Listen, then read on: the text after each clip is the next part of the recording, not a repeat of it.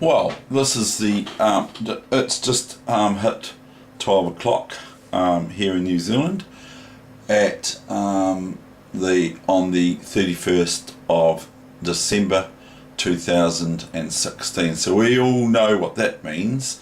Like last week I said, last week it was the 24th of December, and that was 1 week ago, and I said we all know what that means. But anyway, it's the 31st of December 2016 now. I officially will say, maybe I will tomorrow too, happy 2017 to all my viewers, or whoever you are, wherever you are. I wish you a happy new year for 2017. Okay, now here I have a problem that I quite like. I like this one because it actually uses the word LessoNZ as what is called a sort of, I'm not actually sure what LessoNZ exactly means, but I think it means in between a capture. Now the Germans, it's a German word, and there's also, and so the Germans have some really cool words for chess and all that sort of thing, and this is one of them. Another word that is really cool is a little bit less complicated to say, even though I probably get it wrong like I did with the other one, is Zugzwang. Now if you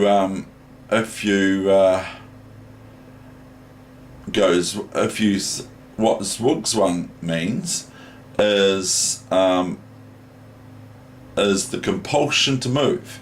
Now that's the thing in chess, you have to, when you've got a position and it's your turn, you have to move. You can't say, I'll miss a turn like you can in some games. You always have to move. And what Zugzwang means is your position's going to get worse with your move. No matter what move you play, your position's going to get worse and worse and worse. And if you've got your opponent in Zugzwang, that means that you're probably going to win the game, because they've got no other move but to put their neck against the line, the blade, and get sort of done, and that's the thing. So anyway, so the Germans have other words too. So LessoNZ is the move, a move before an obvious capture, I think, but I might be wrong. So all I'm saying is that this is a really instructive position. I find it one of the best out of Alexander Kotov's Chess Tactics book. So this is out of Chess Tactics book from Alexander Kotov, number 100, page 102, first diagram, and the game is played, I need my glasses because reading is not the greatest, 1959, between, I'm going to just spell this because I don't know how to say it, B-A-R-C-Z-A. I don't know how to say that because I'll probably say it completely wrong, so I won't say it. But anyway, and black is Bronstein, David Bronstein. So it's not David Weegenaar, it's David Bronstein. He is, he was, I believe, a world champion, and he was quite, he was very tactical, very good at combinations and that sort of thing in chess, and he would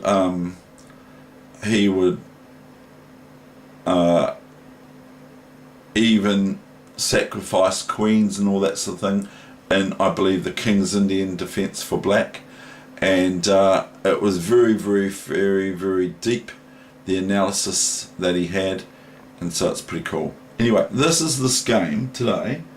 So we have this position. I could show you it without actually moving the pieces, but I don't know if that'll be fair, but it could be okay. Now, if this queen was here, the white queen, if this white queen was here, black would be able to play queen takes pawn, or they'd play knight e3 or whatever. So, but they'd be able to play queen takes pawn, or they'd be able to go knight takes pawn, and if the queen's here, because the knight can't take back, because of the rook check, only the queen can take back, and then it's queen takes queen, or queen d3, and black is a queen up.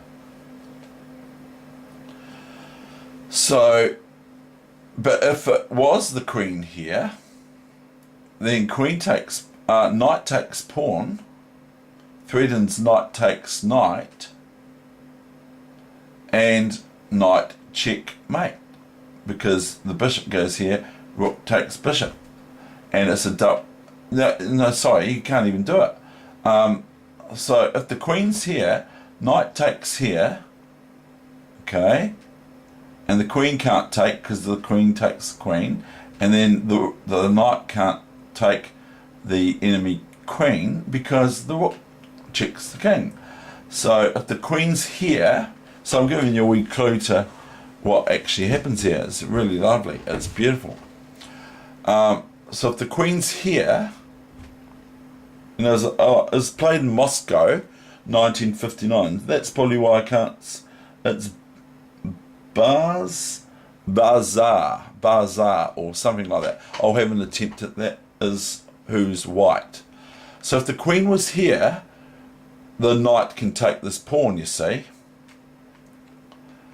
and the knight can take this pawn because it's only defended once by the queen, not by the knight as well, even though the knight is sort of kind of in a ghostly fashion defending that pawn. Black isn't. White isn't. So anyway, if the queen, there I go again. If the queen's there, then black has knight takes pawn, okay, and the threat is knight takes knight, check, and if the bishop takes, then rook takes bishop, check, and then the king can go to h2, and then black can take the queen on c2, rook takes the queen on c2 back, and black's got a one game because they're a piece up. So anyway, if knight takes here, if the queen's here, knight takes here, the queen can't take back, and I'm doing this all wrong, because black's threat is knight takes knight, queen takes queen if they like, or bishop takes, it's no good, it loses a piece, queen takes queen, and knight check here is double check with the rook and the knight. I could show you afterwards, but what I'm saying, but that's what the first move is in this position. So anyway, if the queen is on c2, the knight can take and the queen can take two. It's a bit more messier though if the queen takes the pawn, if the queen's here. So anyway, knight takes pawn, and the simple threat is knight c1 and queen f5 or whatever, knight f3 checkmate, because it's check with the knight and the rook at the same time, and there's no flight squares or any escape. So you can have a look at what I'm saying. You can set your board up so that the queen's over here instead, and see what I'm saying. That is dom checkmate. That's what white can do. black can do. See, I keep getting white and black muddled up at the moment. I don't know. It's probably just the phase I'm going through. I do know the difference between black and white. Don't you worry about that. Okay, but maybe that's my maybe that's something I need to work on. I'm just being fun. I'm just having fun with myself. Anyway, so black has other moves too. They can just take this queen. Okay, they can take this queen and take back and knight check and all that sort of stuff, but then they're not actually, or they can just take this pawn queen here, and it's not really any good. It's okay, but there's no winning position, and black would stand white would stand well. White would stand well. Okay, so the first move actually removes the queen's protection from this great player David Bronstein. So knight takes pawn, okay? So we've got it the other way around, the queen's round the other way. So the queen is now actually sitting there in the middle of nowhere, unprotected, the white queen. So the white queen needs to do something. Now it's no good to take this knight here, because black merely takes the queen on d3 back, and there's, oh no, we're going into yeah, anyway, it doesn't matter. So there's no point. White cannot play queen takes knight, because queen takes queen and just wins the queen for the knight, because the knight can't take back because it's check. Okay, I know I might be elementary to some people, but it's also good for me too. And I'm not the best chess player in New Zealand, I've already said that. There's really, really good chess players in New Zealand, and I try and beat these guys, but some of them are really, really good. They're untouchable. Anyway, and they'd say different about me, but I don't know. There's really, really good players in New Zealand, but we aren't the world champions of chess in the world. We aren't. So anyway, white now chooses, fair enough, to take this to take the queen. Now maybe white should play some move like queen e3 or e2 or something like that, but they choose to take this queen on f5. Now we come to an interesting part of the game, is okay, we can just go pawn takes queen, or gf5, and probably a bit of a fight, because we're threatening knight takes here after pawn takes gf5, the queen back. We're threatening as black knight e1, bishop e1 and rook e1, winning thereby a piece. Okay, that's all good. But black has what I just said before, a Zwissenswug or Zwissenswag or something like that. I'm not German. My parents are Dutch, but I'm, you know, and my father's gone, as I've mentioned, but I do not know how to exactly say the German word. There are a lot of Germans out there that will know what the heck I mean, or what it's meant to be pronounced like. As I said with Vissi Anand, I call him Vissi Anand. Yesterday I said this, but I don't know how to actually say his name properly, because many Indians have not understood what I'm talking about. So they've said, who? Oh, you mean da da da da? I don't know what they're saying. So it's not my dialect, it's not my language, and that sort of thing. So anyway, we've got this very, very stunning, strong move now, even though white, if they've got their queen still, can play queen takes pawn and thereby threaten mate the next move. So we've got this very, very strong move, knight e1. Now I would give that, if I play this move over the board, this is the LessoNZ, and if bishop takes, I'll just give you this, if bishop takes knight, okay, you got rook takes bishop, king h2 the only move, king h2, and then pawn takes f5, and black is a clear piece up.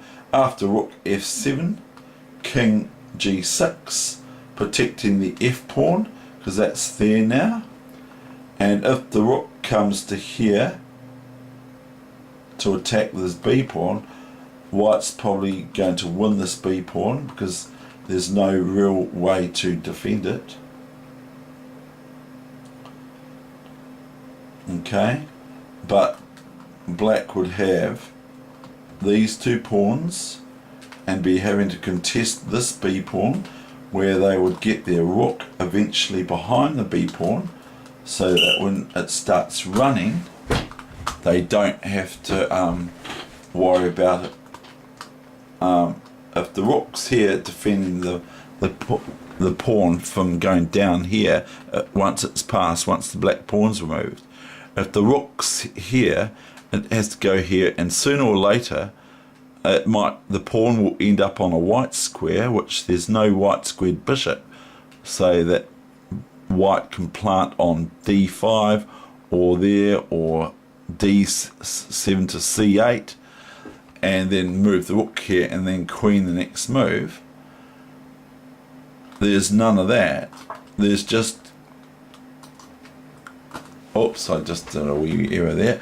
So there's none of that, but that the rooks always belong behind. Doesn't matter whether you're the aggressor or the defender, rooks always belong behind passed pawns. So if you've got a passed pawn and you're the aggressor, you're the one with the passed pawn, if your rook is in front of the pawn, get it behind the pawn, not in front of it, because it gets in the way. But sometimes it's just the way it is. Anyway, so what's the big deal about all this that I'm showing you now? What is the big deal? What is so great about, why can't white just run away or take this pawn? I'll show you. This is a new variation, okay? Is knight check. It says, oh yeah, it's mate, that's right, it's knight mate. So I'm thinking still bishop there. So this is knight f3 from e1 check mate. So that's how beautiful it is, because the knight and the rook are both simultaneously, whatever you like, simultaneously in America, and simultaneously is what I've been told it is in New Zealand. So the white knight comes to f3 and it's checkmate, because it's a double check with the rook and a discovered check for the rook, with the knight moving here to f3. Okay, and the king can't go up here, as the computer keeps complaining. It's going, it's checkmate, it's checkmate, it's checkmate, it's checkmate, even though white is, see, I can't do anything because the computer's going, it's checkmate, it's checkmate, it's checkmate, it's checkmate. It doesn't want to know. So I'll go back there, okay? We'll go back here. And so that is the threat, is knight f3 checkmate. So what does white do about it? White tries to stay in the game for one thing, fair enough, and also white tries to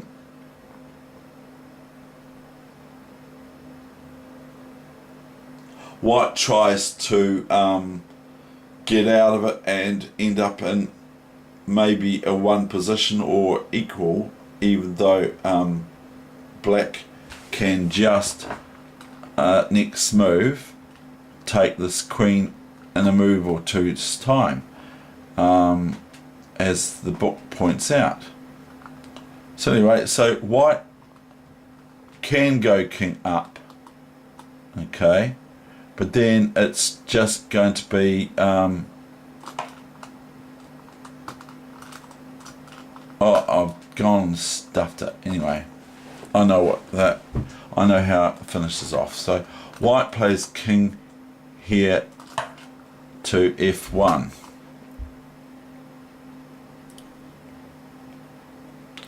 Now black plays knight c2 check with the rook. Now the bishop cannot come here because of rook takes bishop checkmate. So the white king has to move because the bishop can't move there. Or can it? Can it do a move? So it does actually do a move. It, instead of moving here, which is dramatically strong for black, rook takes bishop checkmate. So white plays bishop here check, and so that's sort of putting in between moves for black to deal with. So rook takes bishop check, you see. Now the only move for white here is king e2, and then you've got knight d4 check, and that's also attacking the queen on f5. And the book gives, Kotov gives, black could now just take this with the knight or the pawn and see how this knight defends the pawn as well. But black can actually just take with the pawn next move after white's next move, and thereby black loses the rook on c1. So the king goes to d2, attacking the rook. So if black takes this queen now, then white would have to take this rook. It would be foolhardy of black to take this rook here now. But if black just takes the queen now with the pawn, as I would with the pawn, because then you can nestle your king on g6. You got these pawns here, they're all defended, and that knight is defending the pawn as well. And it would be no good after pawn takes. If black now goes pawn takes queen, it would be no good for white to take this rook with check. I mean, it would be no good for white to take this rook here with the rook, because of knight b3 check winning the rook. And then black's got these pawns here, a bishop, and that pawn is a target on b4 straight away for the bishop. Now if the king was able to run up there real quickly, like be a sprinter and get right up to defending this b pawn, okay, then all black has to do, because they've got a bishop and no other pieces on board, because there's only a bishop and the rook, if it takes here on c1 after pawn takes queen, or gf5, if white goes rook c1, it's a blunder, a mistake, because knight b3 check. And so white, so I could show you all this while I'm saying, black would merely in that in that situation, motor their king over to here to d5, and when opportunity arises, could go bishop here from f8 to d6 to c7 to b6 to attack this pawn. This pawn has to move, and then can fling the bishop in here, and all these pawns, if this pawn's on f3 and there's a pawn here, all these pawns here cannot move, because as soon as they do, if that goes to it can go to g4, sorry, but it can't go to a black square. So this pawn here can't move to h4 because the bishop would take it. So I'm just showing you scheming for the endgame, how you do it. And it's pretty simple. It's just like work out what you're going to do and do it. It's as simple as that. Now, one strong chess player from New Zealand, one very strong chess player a long time ago said to me, and it stuck to me like super glue. It stuck to me like super glue. He said, the end game is about grabbing pawns, and I've already said that to you before. Now, one thing I want to, so the end game is all about grabbing pawns, collecting as many of them as possible. Now, that's pretty true. It's pretty correct. You know, that sort of thing. So anyway, this is if black just merely takes this and the king takes this rook, it's a one position for black, because they got the king comes up here,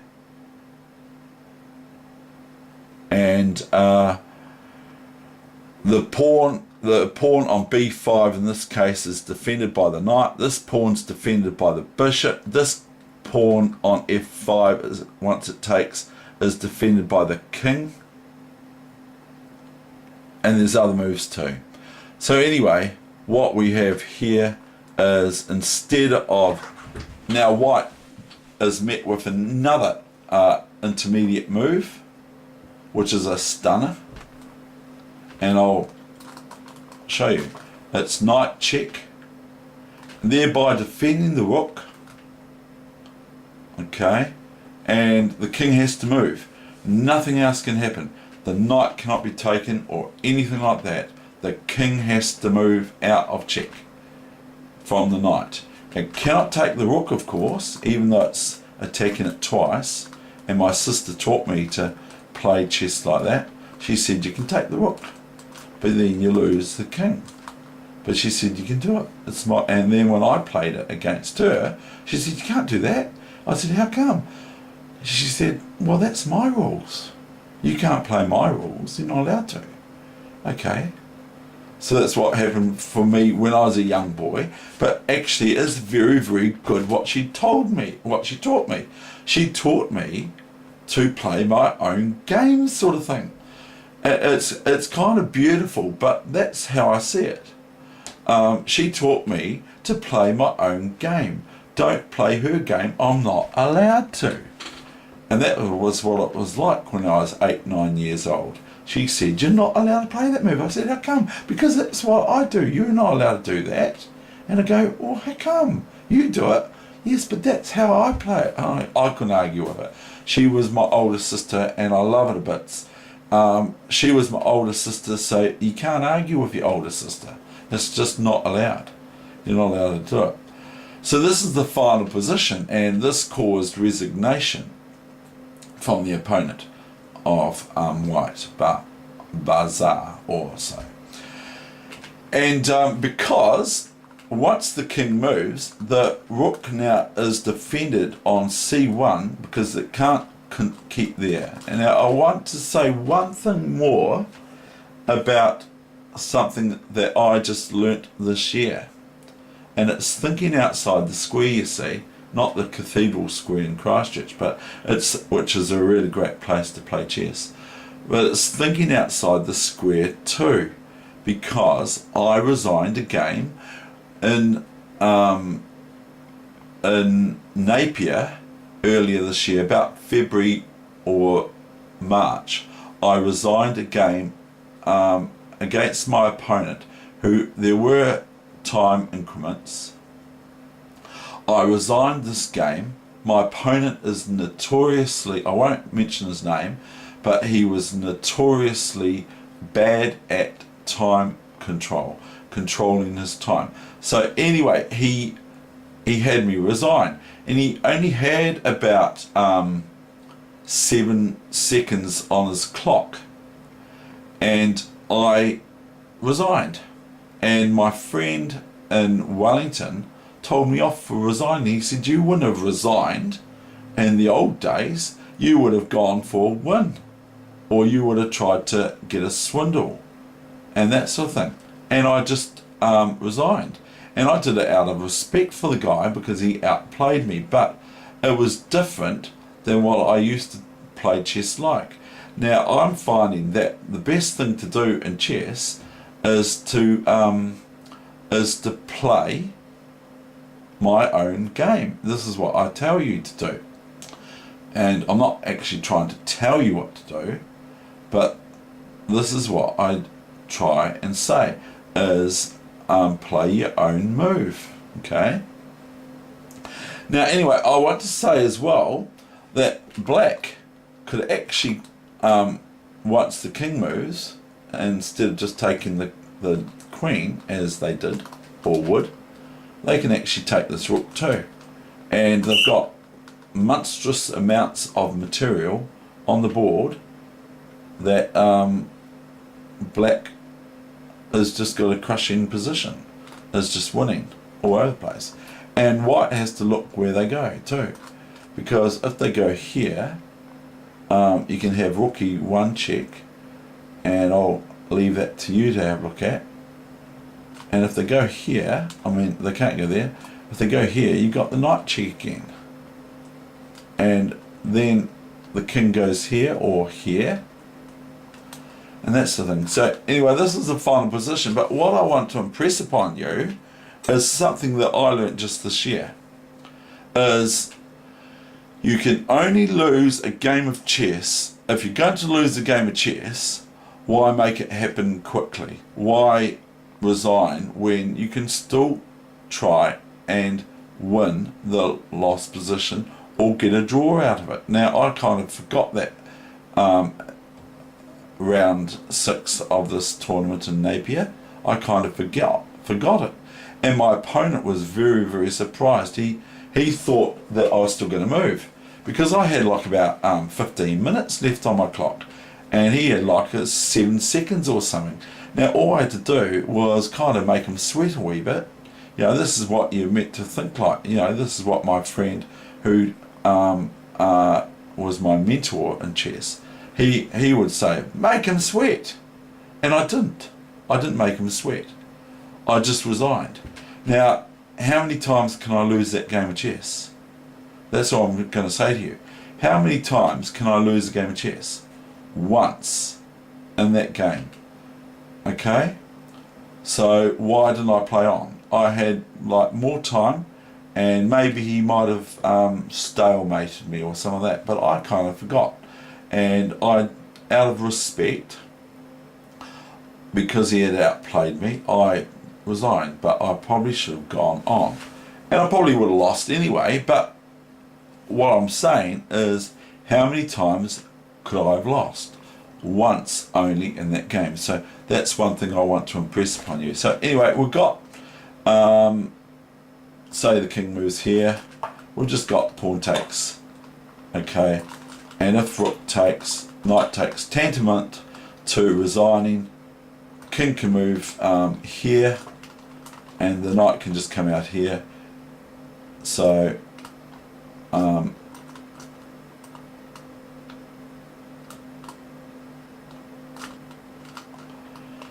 so if the king goes here or here, if it goes here, the knight can just come here and here, and it's all over now, baby blue.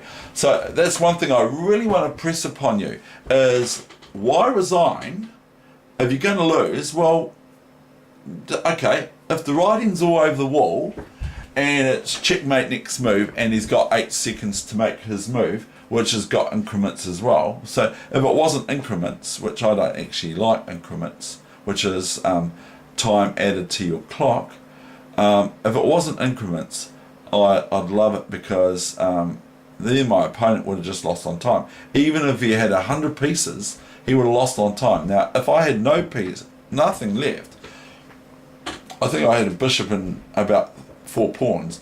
If I had nothing left at all, except my king, it's still a draw if he loses on time. Whereas because it's increments, all he has to do is make a whole... I thought, the problem being is I thought for my opponent instead of me thinking he might not think what I'm thinking, is move my king about 12 times, gain 2 how many seconds is it? It's 10 seconds, I think, a move that you gain every time you hit your clock in chess. So I thought for him by saying, well, all he has to do is move his king. Well, he was pretty flustered and he was quite panicky, and I was probably making him sweat, and I just resigned, and he was surprised. So I learnt a wee lesson there, or big lesson, or whatever, even at this stage, that I hadn't played chess for a long time competitively, even though I played in 2014. Anyway, that's another story. That's the tournament I actually got 5.5 out of 6 in Canterbury, and I was second seed there to a budding master, and I was second seed, and he had a 1 position the last round, and I had already won my last round game at the Canterbury Chess Club, which is a really great club, new surroundings and everything like that, brand new building.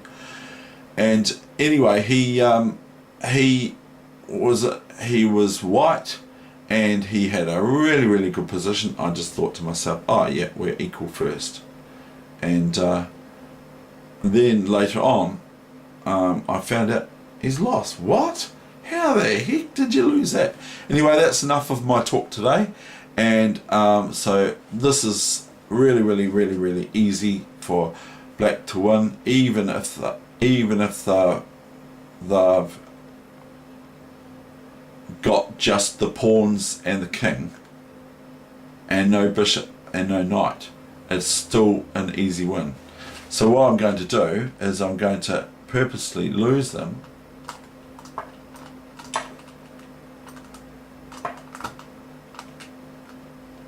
how can I do it? How can I do it? I can do it.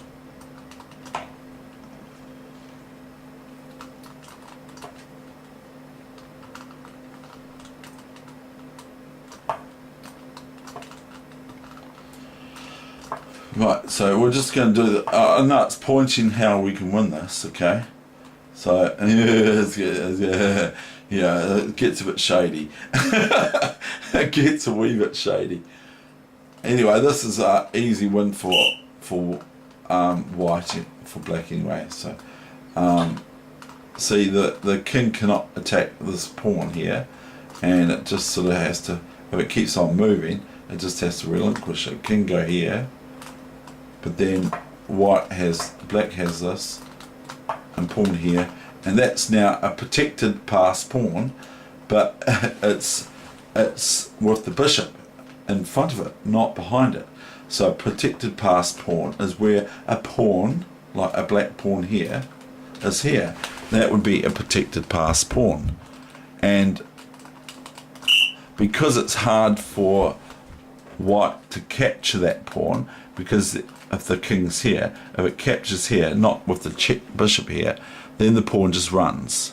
So that's the power of a protected pass pawn, is that if the enemy king attacks and wins the pawn that's protecting the pawn, the pass pawn, the other pawn then runs, and the king can't capture it, even though it can try.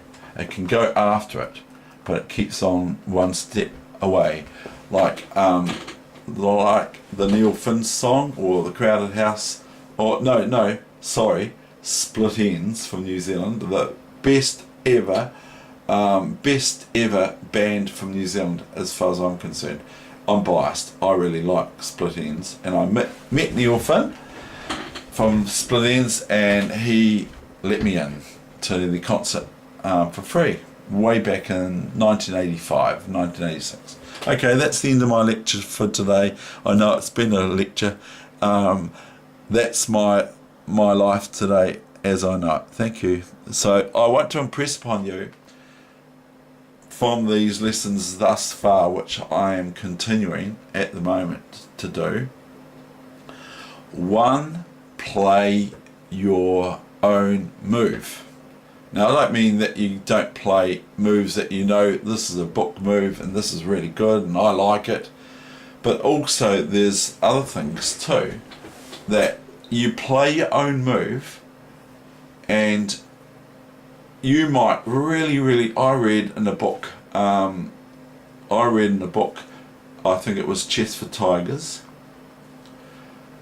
that it says you might really love this opening, okay? You might really love, say, the Sicilian defence, but your results are like 20% wins, even with black or white. You're only winning 20% of the games. Now, I'm not saying what your strength is like in chess, but this book points out to play what suits you, what you know best. I used to hear, play what you know best. And that's quite okay too. But what I find is even better is to play what you do well in. And so sometimes you might really be really good at the English, the C1, C4, or playing against the English, but you might be really no good, or your results don't reflect your love of that opening. Your results might say, look, you're not very good at this, you should play something else. You should say play a King's Gambit, which is E4, E5, F4. It might really suit your game. Or you might be, that's a tactical lineup for white. That's a tactical in your face sort of attack. Whereas if you play a positional game of chess, which some people do way better than I do. In fact, I tried to say to someone young that I'm a positional player, and this young player, about 10 years old, said, "No, you're not. Weegenaar, you're not a positional player. You're a tactical player." And I said, "No," because I thought that, but I have to actually accept that I probably am.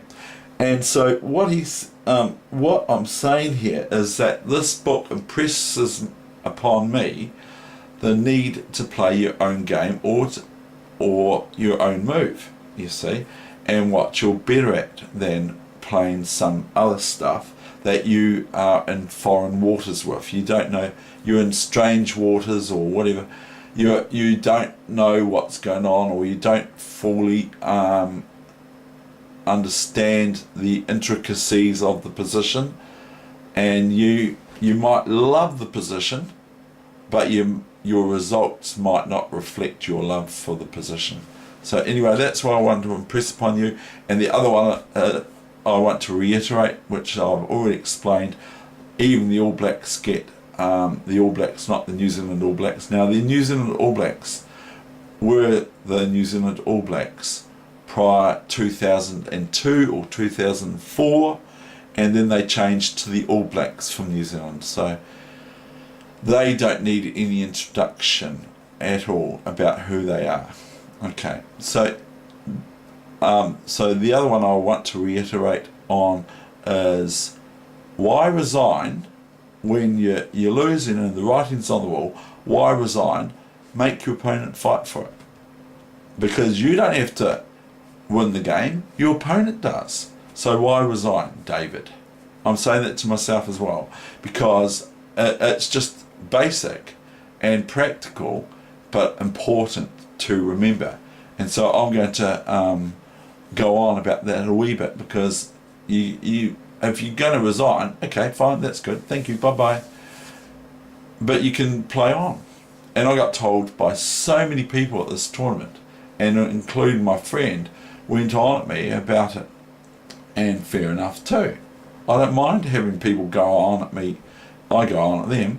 I don't mind if people go on at me about something that I need to look at and adhere to their advice. Okay, thank you very much. That's all for this afternoon.